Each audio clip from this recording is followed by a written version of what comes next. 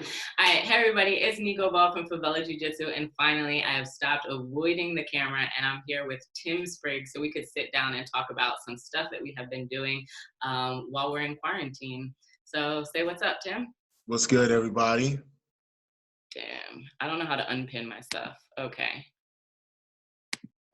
All right, so no, this is not what I want. All right, this is what I need.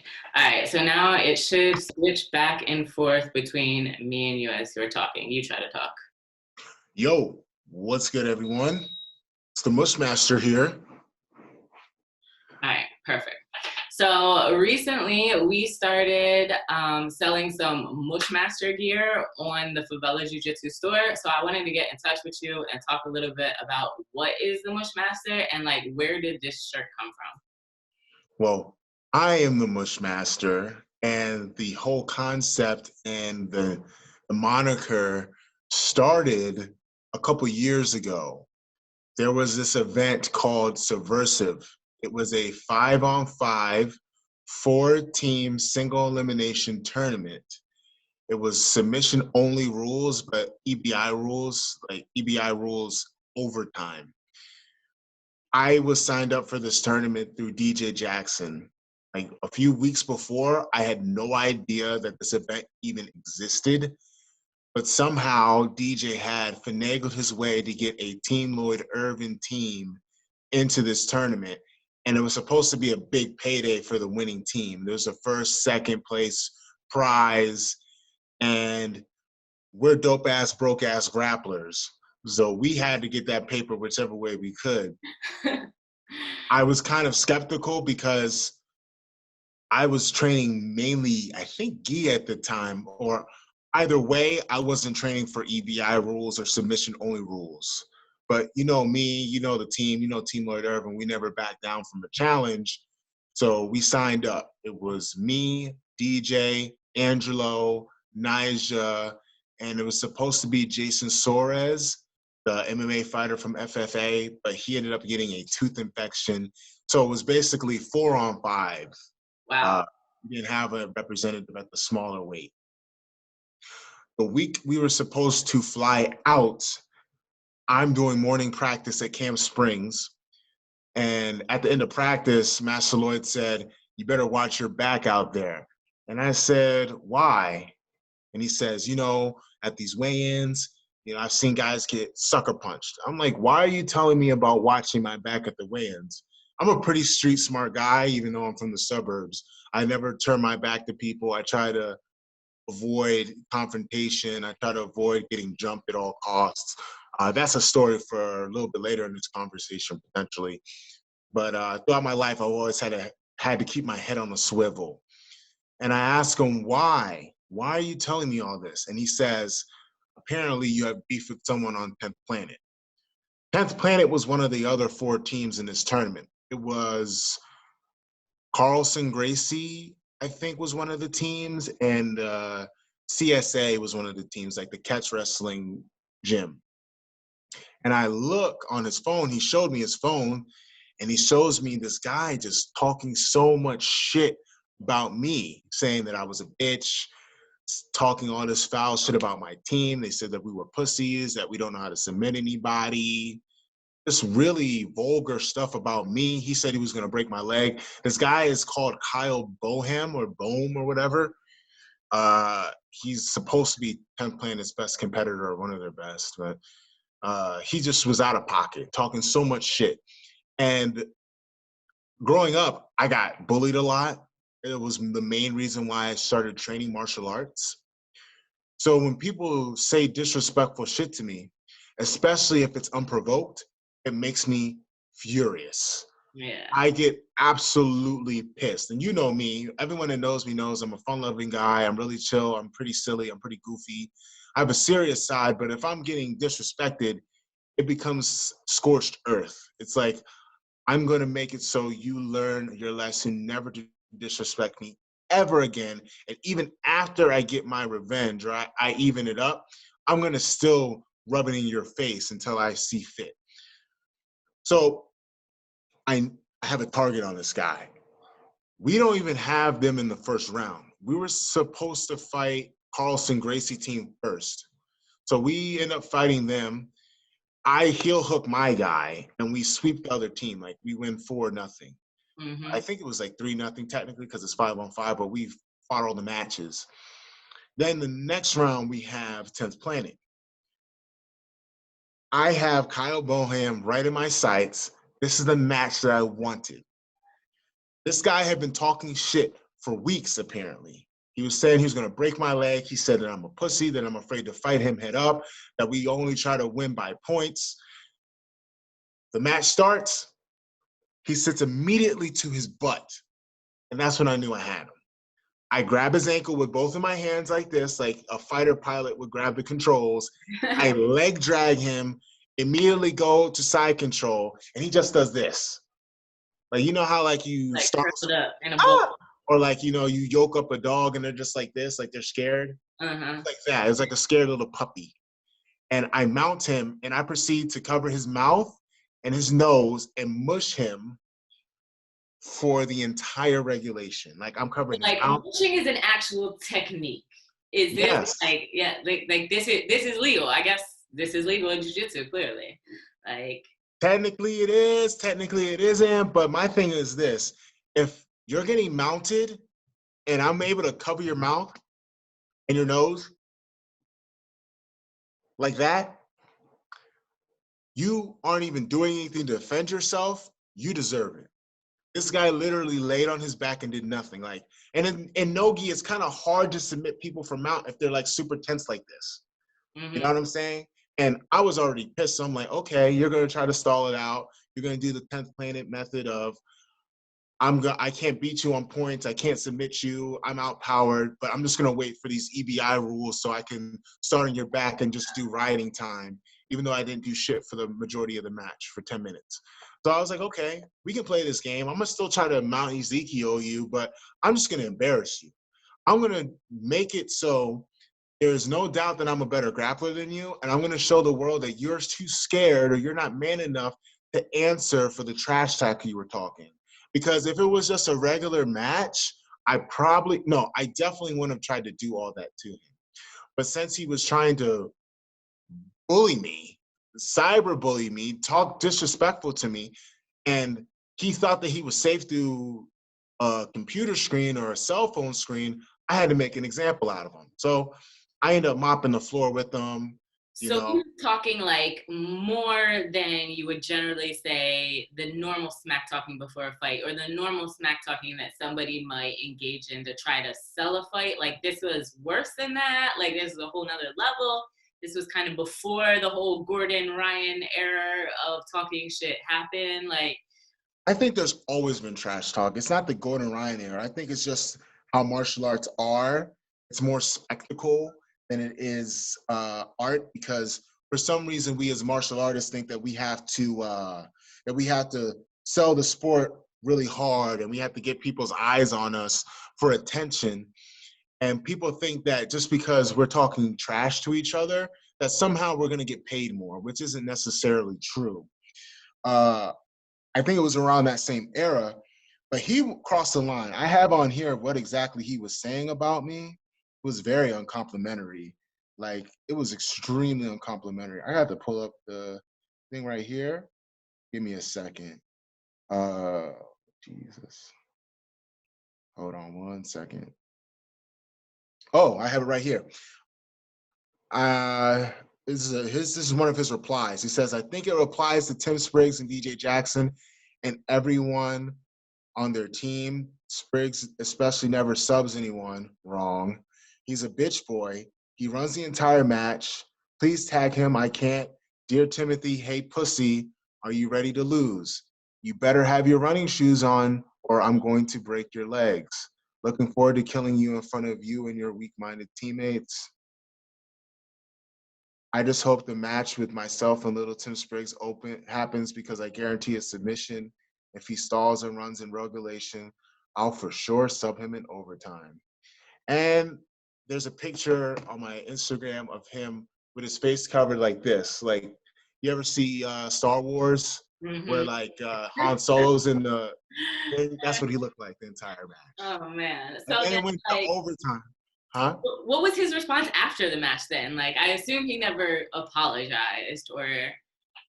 I think he tried to talk trash in comments or whatever. He kept talking, but then I said like I could easily do it again. You know, like I could easily do it again. You know, and then if he really wants, we can do it my rule set because we did his rule set, and I would probably score 100 points on him. If we were to score those match, it would be so bad that they would probably have a mercy rule. You know what I mean?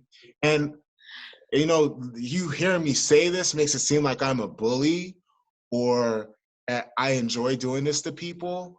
I only do this type of stuff to make an example. I'm gonna, if it's okay, can I go back in time to why it like affected me so badly? Yeah, go ahead. Yeah. Okay. When I was a kid, like I grew up in like a predominantly like I'm a minority, I'm black. So I grew up in like whenever I went to a school, I grew up in like a nice neighborhood. So predominantly like there weren't a lot of minorities wherever I went to school when I was growing up. So anyone that would know, like there's always issues involved. So since an early age, I had to deal with being bullied for no reason just because I was different, or people would find a reason to pick on me. And I'm naturally a non-confrontational, nice guy. I was like a really sweet kid. And I'm the type of person where I make friends wherever I go. But when you're young, kids are brutal anyway. But then when I go to high school, it got even worse because you got to deal with like all these jocks. Like you see these 80s movies where like the stereotypical big jock, mean bully. The Mm-hmm. high school I went to was filled with them. Okay, whoa, wait. Like, 'cause, like, if we look at some pictures of you though, like, were you not this big diesel dude that you are now? Who is fucking with you? Like, All right, I'm gonna tell you straight up. I have a late birthday. You know how nowadays kids like if your birthday is in August, you're getting pushed back to last year. mm-hmm, The rules state that if your birthday is in September 1st, you don't go, you have to go back, you stay back, right? mm-hmm. My birthday's in October. So, but I'm smart. Like I was pretty smart kid. So my parents are like of the rule. They're old school too. They grew up in like 60s and 70s. Like, I'm not holding my kid back. If anything, I'm pushing him up a year because he's smart. So I'm always been when I went, like I was a naturally big kid, but when you're little, you're playing with kids according to your birthday. But in school, you're going to school according to what grade you are. And my parents put me in the grade technically, well, not technically for real, the grade you're shooting the year ahead. So you were with older kids. I'm with older kids. Ah, When I went my first year of high school, I entered high school at 13 years old. 13 years old? Yes, I was 5'3", 130 pounds my first year. Oh, you're like a little me. Yeah, imagine I'm you. only 120 pounds right now. Yeah, okay. So imagine you going to high school at an all boys Catholic school and you're trying to join the football team because football was my first love. I loved football. I Mm-hmm. wanted to be a football player. And when you're a kid, you're going according to like your age group or your birthday. So I'm like, I'm doing pretty good. Like I'm balling. And even my freshman year in high school, I make the football team, right? And like I end up being a starter, but you know, I think like, oh, you know, I can finally fit in the school, do my athleticism, I'm doing great. But first game, I force a fumble, like I'm doing good. First half, I get benched. And then for the rest of the year, the coach is riding my ass. And that's when and this is why like I don't rep my high school. Like everyone has fond memories of high school. I don't. So Yeah. basically every practice or gym session, my coach would belittle me and saying, one, I'm too slow, and two, I'm not strong enough to ever be a varsity or a starter or even make it to college, basically. I remember I went to off-season conditioning after my freshman year, and I went into the gym and I have like an Under Armour shirt on. I'm trying to work out. I'm trying to train. I was hungry to learn. And mind you, I'm asking the coaches questions. I'm trying to learn about these complex defenses they want us to learn, everything. I want to get better. One of the football coaches looks at me like this, like, you know, there's you to look up and down, like, are you here for baseball? mind you, I'm like 14, barely 14, and like you're a kid. Teenagers are children, contrary to what people want you to believe. Yeah, no, of course. And I'm just like heartbroken, you know? And on top of that, I'm a smaller guy. I'm non-confrontational. I don't know how to fight. And even if I knew, I would probably get overpowered because I'm in there with a bunch of kids that are older, bigger, stronger, faster than me. So I'm already gonna get picked on. And it just crushed my dreams of ever doing a sport. Like I was done. I was like, That's coming from an adult, like a teacher and a coach. Like we're not even talking yes. about kids. When we look at bullying, like we're not, that's not what we're thinking about. And you know, that's crazy because that probably does happen to a lot of kids. Like, and a lot of adults probably do that without even thinking of what they're doing or saying to a kid and how that's affecting them subconsciously. Like that's crazy. Absolutely. And I think it might be a product of our society, kind of, if you look at how things are even now, considering our situation, since we're all trapped in our house, you know, people have this kind of cavalier attitude about other people's needs or what other people are going through. People will be like, well, I'm okay. I'm healthy. Who cares about what other people are going through if you have an underlying health condition? I'm going to go out. I'm going to get my groove on. I'm going to go to the club. I'm going to go to the beach. Back then, it was probably they were thinking like, who cares? This guy's a little pipsqueak, you know. He should man up, or you know, like we don't want him on our team. We don't see any future in him right now. He's little now. He's small. He's never going to amount to anything. And you know, why not? I make an example out of him or just call him out. And they probably think that it's no big deal. But if you think about what I've done in the sport so far, if they had nurtured me, or I think about what if the school or these academies or wherever you go to actually nurture kids that really want to try and actually care and trust you, how better our society would be. How many less suicides Yeah. these teenagers would go through, because my teenage years were rough. Like my parents always provided for me. I never went without.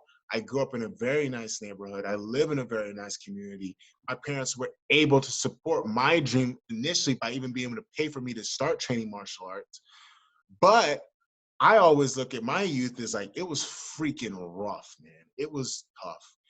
And, you know, I think the nail in the coffin was I was still thinking about trying out for football the next year, even though like I was totally dejected. I felt as though I could never make it. I was never going to be in shape enough to deal or handle this and handle being an athlete. And like somehow these kids on the team got my phone number and they called me up and were like, yo, if you try out for football, we're going to jump you. And then I was just like, I don't really think they're going to dump me. I don't think they're going to do it. But I Wow. don't even feel like dealing with that bullshit a whole new season. Like I come in, I try to play football as hard as I can. I give it my all. And my own teammates are being like this to me. And that's kind of shit. Like, honestly, it comes from up top. So you know, when it comes to people beefing with me in the sport, I think, or like talking trash, like Kyle Boham did, my little girlfriend Kyle, uh, I think that stuff comes from up top. Like, and I take it as like, so you're saying you're gonna come out of pocket and disrespect me, and like that comes from your coach, that comes from your team, that Yeah. comes from people gassing you up. Because if you're gonna send something out like that and it's that disrespectful and it's unwarranted, you had to have co-signed by somebody because you're a representative of that team. So going back to high school, that's when I said I'm done. I want to learn a martial art. The first thing that came into my mind was karate. I did that for a year and a half. And then I saw The Ultimate Fighter first season. I saw Diego Sanchez murder people. And I saw the interviews with the guys talking about, you got to be careful. This guy is a black belt in Brazilian Jiu-Jitsu. He will choke you out. And I saw even the collegiate wrestlers like Bobby Southworth, Josh Koscheck, even the strikers, Diego Sanchez just grappled him to death, beat the brace off him, and he was doing weird stuff. And I got to credit Diego Sanchez too, because that inspired me a lot. And then of course the season finale, you know, it got me excited. Yeah. I gotta learn jujitsu. Like even if I fight MMA, everyone needs to know jujitsu. Like we need to know this jujitsu thing. Yes, if you think about it, Nico. Like, grappling is 2/3 of MMA. yeah, You yeah. got to be able to take people down at will. And when you get to the ground, you got to be able to finish them, not take damage, or just run out the clock. And that's how it started. It all started from me getting picked on and bullied my whole life. And that one day when I got that phone call from those jocks, I get labeled as a jock in this sport, and like I get labeled all these things. Like everyone thinks that I was a collegiate wrestler. One of the guys that picked on me the worst was a wrestler. Like, you know what I mean? Like the wrestler guys are jerks. The football players, like everyone thinks I was a doc into high school and I went to college. No, it all started because I failed at being an athlete and I got ostracized from that whole athlete high school lifestyle. And that one day when I got that phone call, I promised myself that I'm going to do everything in my power to be bigger, stronger, faster, be the best, smarter, most importantly, intelligent in and off the in the on the mat and off the mat. I would do everything in my power to not be a victim ever again and never let anyone disrespect me ever, ever. And that drove me. It still drives me today. When I went to college, I went to a top 150 school, really good university. I went to St. John's University in Jamaica, Queens, New York. I still trained. I was a full-time student, but I would still work out, try to train as much as I can, and it drove me. What'd you study in college? I studied sociology because Mm. I thought I was going to save the world, but I figured now I should have did finance. But then again, even my friends that did finance and actuarial science, they're stuck at home too, and some don't even have a paycheck. And I figured in my mind that I wanted to do jujitsu. And I still needed a degree because you always need that piece of paper just in case something falls through. But that whole time, me getting picked on or bullied, it drove me. And that's why when you saw me mush the guy, that's why when you see me get up and I celebrate or I'm intense, is because I think about 13, 14, 15-year-old Timmy Spriggs, scrawny, skin and bone, getting picked on, getting pushed into lockers, being afraid to defend himself because he didn't want to get embarrassed because he knew he couldn't fight and he'd probably get beat up even worse. And that what drove me to being that scrawny 16-year-old going into the gym saying, I don't care if I'm the smallest guy here. I don't care if I'm the youngest guy here. I don't care if I get beat up every single day. I'm going to grind it out and I'm going to make myself into a champion. And it was the smartest decision I ever made. Everyone says, like, you're so jacked, you're so big, you're so strong. I don't look at it like that. I look at it as I worked for it. Inside, I'm still that little boy that wanted to be something. So when I see people go online and be disrespectful for no reason, and when I see some of these same people use shortcuts to get where they are, take performance-enhancing drugs, and then act like they're still a tough guy. You know what I mean? Or they come from big teams and they got their chest puffed out and they act like they really went through something or they're an underdog. I'm like, you don't know what that means. You don't know what that means. My mommy and daddy didn't do jujitsu. I'm from Maryland. It's not a jujitsu hotbed. I had to ask, beg, and plead my parents to let me even train. Yeah. And I had to come from nothing. Like I'm not poor or nothing, but when it comes to this sport, I came from nothing. And even when I started making a name for stuff, I went to school full time and I was a full-time student and I still competed. I still won Pans and Europeans being a full-time college student.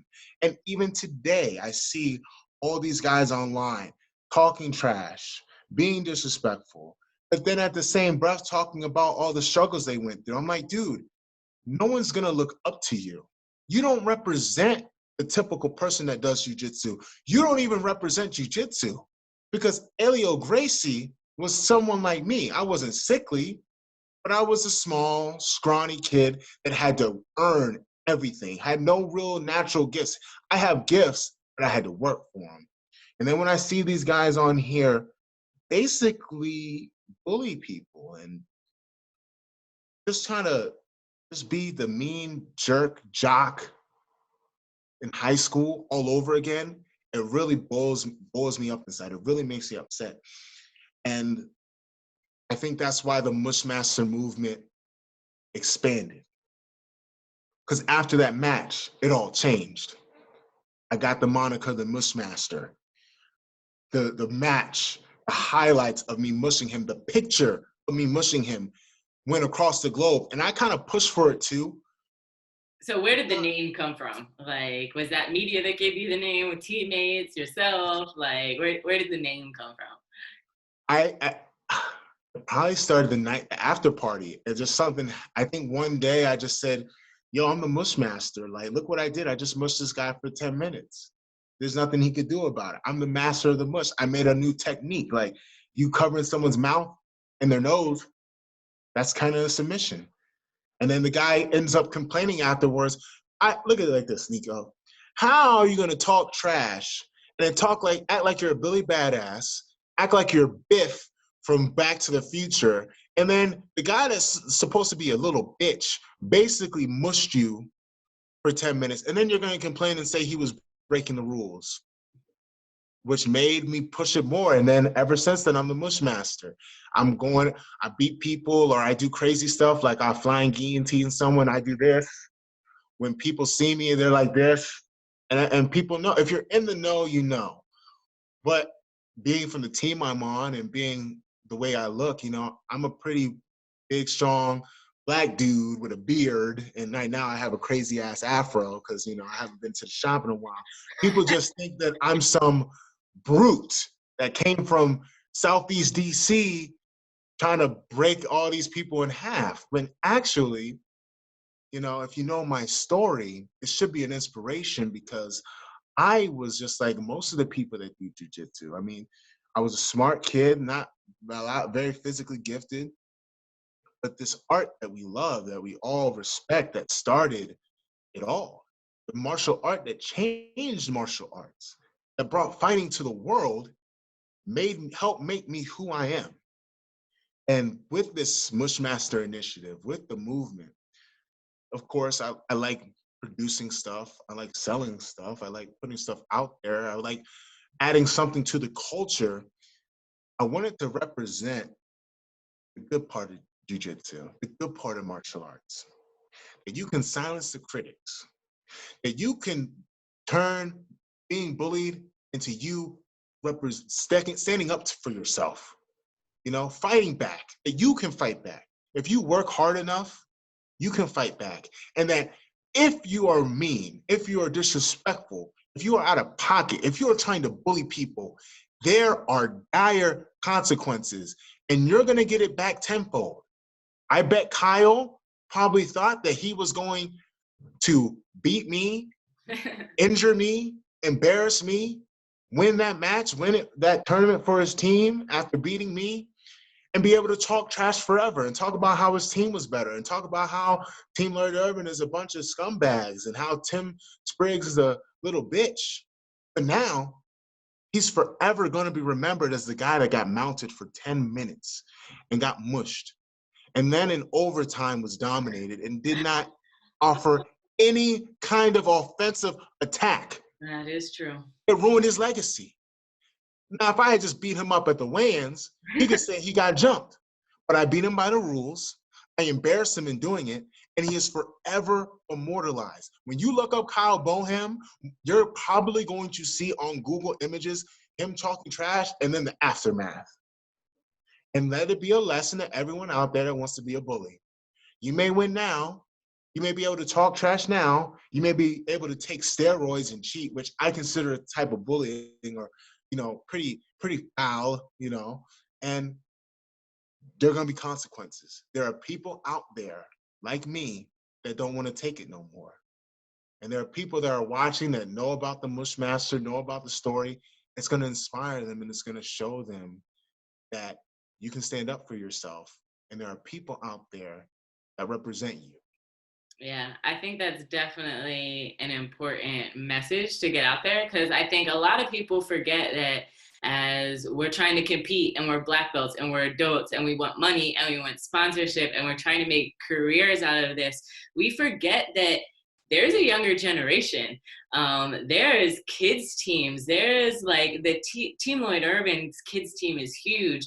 Crazy 88's kids team is huge. People like AOJ, Devontae Bones. He has an amazing kids team up in Jersey, Right. Big Obispo in Virginia. Like all of these kids are looking at all of these athletes as an example, you know, and when you're just going out there and talking shit and, you know, being disrespectful, you kind of forget, you know, it's not just Flow Grappling and Gracie Sports that are covering it. It's a lot of 12-year-olds, you know, it's a lot of people as young as 3 are starting in jiu-jitsu. So, you know, I think athletes really need to think of, you know, the influence that they have on the next generation of people coming up, you know, because I know not every competitor is like you. I know you work extensively with kids. Yes.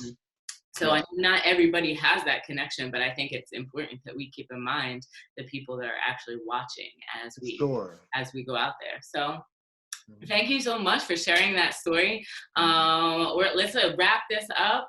But where can people find you? Because not only that, so we have our shirt on Favela Jiu-Jitsu, but you are also working on some other stuff. Some, like, I know you've always given seminars and stuff like that. And I know you're doing like virtual things like that. Can you talk to us a little bit about that and where we can find it, if not now, but in the coming up weeks and months?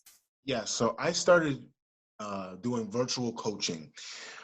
In my virtual coaching program, I offer mind maps. If you don't know what a mind map is it's a diagram. And for jiu-jitsu, what I do is I make a diagram, I watch your footage, I look at your best or your most effective techniques, positions, grips, and I make a mind map. I'll start from standing. You like to stand. I put the grips that you have, how you like to pull, to what guard. And eventually what I figure out for you is the best means of attack and a web in which once you put your opponent into your system, the mind map eventually leads to a submission.